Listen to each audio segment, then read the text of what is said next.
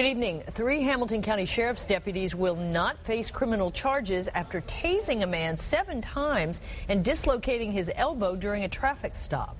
A use of force expert says the deputies did nothing criminal, even though the driver was in diabetic shock at the time of his arrest. 9 News reporter Janelle Walton live downtown with reaction from the prosecutor and the driver. Janelle?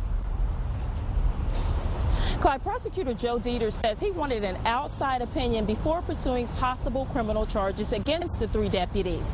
The driver, John Harmon, says he feels the deputies overreacted when they tried to yank him out of his vehicle while he was still wrapped up in his seatbelt. In the middle, an Ohio State trooper who says he believes one of the deputies went too far by continuing to tase Harmon, even though it was obvious he was no longer a threat. This is cruiser cam video taken from an Ohio State Highway Patrol vehicle the night Anderson Township resident John Harmon was arrested. Harmon went into diabetic shock from low blood sugar after working a late night at his downtown marketing firm October 20th, 2009. Harmon admits what happened next is fuzzy, but he says he should not have been hospitalized with a dislocated elbow and injuries to his shoulder and thumb.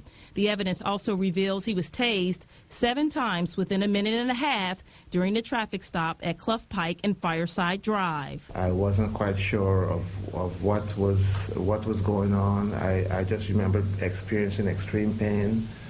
I remember, thinking, God help me, and I remember saying, calling out to God to please help me, save me. It was terrifying. The use of force expert brought in to review the evidence by the prosecutor says what happened next was reasonable based on what police had to go on. Attorney Mildred Olin, who states she has never found criminal wrongdoing against an officer in past investigations, says the deputies believed Harmon was possibly driving drunk when he failed to stop after a slow pursuit that continued for a mile and a half. Here we have officers maintaining control of his arms, taking him to the ground, struggling to get his hands behind his back, giving him verbal commands over and over and over again, and having him resist. If there is a medical reason for that behavior, they still have to deal with his behavior.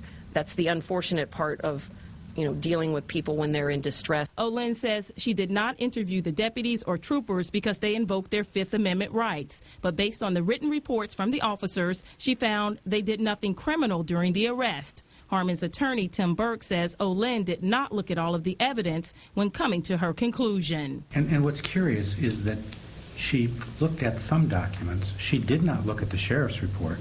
She looked at pieces of his investigation, but she appears to ignore the fact that the sheriff's office concluded that excessive force was used. Harmon's attorney Tim Burke went on to say that Hamilton County Sheriff Simon Lease punished deputies John Haynes, Matthew Whistle, and Ryan Wolf with a 10-day suspension, but the suspensions have been appealed. Now, the charges against Harmon were dropped at the request of Sheriff Simon Lease, but this case is far from over. Even though the prosecutor is not going to file criminal charges against the deputies, they will possibly have to face Harmon in federal court. That is where a civil case has been filed by Tim Burke. Carol. Janelle Walton live for us downtown. Thanks, Janelle.